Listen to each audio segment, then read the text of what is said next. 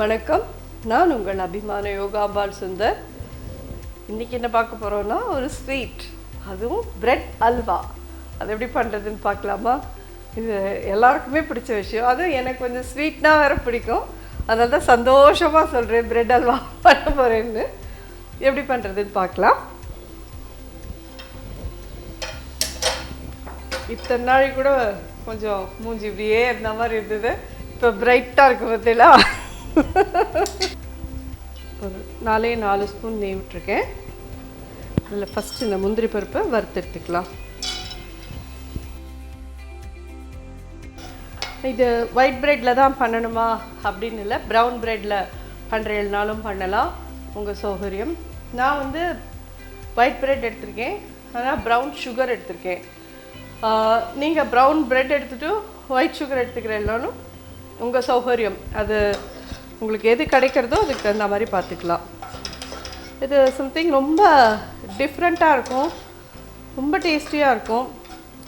நீங்கள் பண்ணி பார்த்துட்டு சொல்லுங்களேன். அதேமாரி முஸ்லீம்ஸ் வெட்டிங்லலாம் பிரெட் அல்வா தான் ரொம்ப ஃபேமஸான ஒரு டிஷ்ஷுன்னு நான் கேள்விப்பட்டிருக்கேன். ஆந்திராக்காரர்களுக்குமே இது ரொம்ப ரொம்ப ஃபேமஸான ஒரு டிஷ்ஷு. அவளும் இது நிறையா பண்ணுவாள். எனக்கு சொல்லி கொடுத்தது ஒரு ஆந்திரா ஃப்ரெண்டு, அதனால் எனக்கு அவளுக்கு தெரியுன்றது எனக்கு தெரியும்.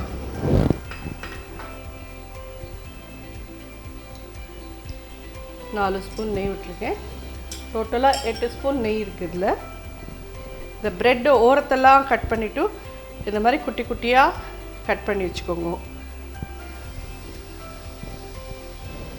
நான் எடுத்துருக்கிறது எவ்வளோ ஸ்லைஸ்னால் 10 ஸ்லைஸ் எடுத்திருக்கேன். இன்னும் 2 ஸ்பூன் விட்டுக்கலாம். ஏன்னா இந்த ப்ரெட் வந்து இந்த நெய்யில் பொரியணும்.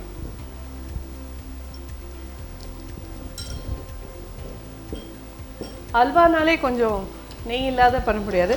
பட் எங்களுக்கு நெய் வேண்டாம் அப்படின்னு நினைக்கிறவா இதை வந்து எண்ணெயில் பொரித்து எடுத்துட்டு பண்ணலாம். அதான் அது கொஞ்சம் எண்ணெய் வாசனையோடு இருக்கும். அல்வா எண்ணெய் வாசனையோடு இருந்தால் எப்படி இருக்கும் இல்லையா? அதுக்கு யூஸ் பண்ண வேண்டிய சாமானை நம்ம யூஸ் பண்ணி தான் ஆகணும்.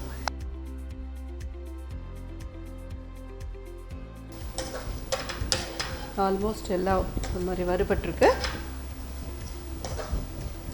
இந்த ஸ்டேஜில் 1/2 லிட்டர் பால் காய்ச்சி வச்சுருக்கேன். காய்ச்சின பாலை தான் யூஸ் பண்ணணும் இதுக்கு. 1/2 லிட்டரே விட்டுட்டேன். இதோடு சேர்ந்து ஒரு 10 மினிட்ஸ் இது கொதிக்கட்டும். இந்த பாலெல்லாம் சுண்டணும்.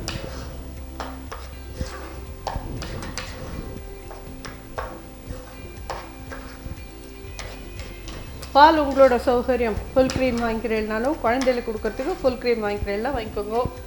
இல்லை ரெகுலர் மில்க் எங்களுக்கு ஓகே அப்படின்னா ரெகுலராக இருந்தாலும் உங்களோட சௌகரியம்.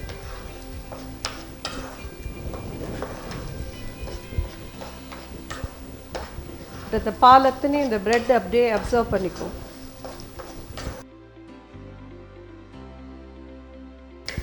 இந்த ஸ்டேஜில் இதில் சர்க்கரை போடலாம். எவ்வளோ போடலாம் அப்படின்னு கேட்டீங்கன்னா, ஒரு ரைஸ் குக்கர் கப்பரால் 1 கப் 1.5 கப் கிட்ட போடலாம். ஏன்னா ப்ரௌன் சுகரில் கொஞ்சம் ஸ்வீட்டான இது கொஞ்சம் கம்மியாக இருக்கும்.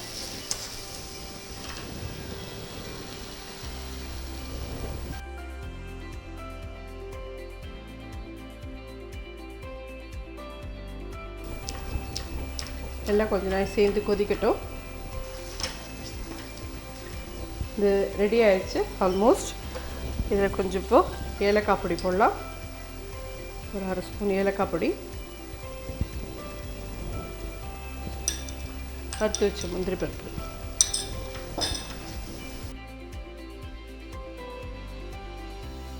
உங்களுக்கே தெரியும் இந்த மாதிரி சுருண்டு வந்துடும்.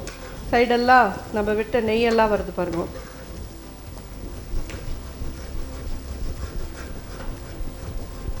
ரெடி ஆகிடுது. இதுவும் குழந்தைகளுக்கெல்லாம் ரொம்ப பிடிக்கும், கண்டிப்பாக பண்ணி பாருங்க. எனக்கும் ரொம்ப பிடிக்கும். இந்த பிரெட் அல்வாவை நீங்களும் எல்லோரும் பண்ணி பார்த்து ஹாப்பியாக எல்லோரும் சாப்பிட்டு பார்த்துட்டு எனக்கு ஃபீட்பேக் சொல்லுங்க. ஆஹா,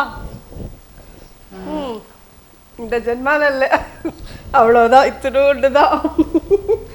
ரொம்ப நல்லா இருக்கு. நிச்சயமாக உங்கள் குழந்தையெல்லாம் என்ஜாய் பண்ணுவா. இது ஃபீட்பேக்கோசரம் நான் வெயிட் பண்ணுறேன். இதை பண்ணி பார்த்து கொடுத்துட்டு எனக்கு சொல்லுங்கள் எல்லோரும். நன்றி, வணக்கம்.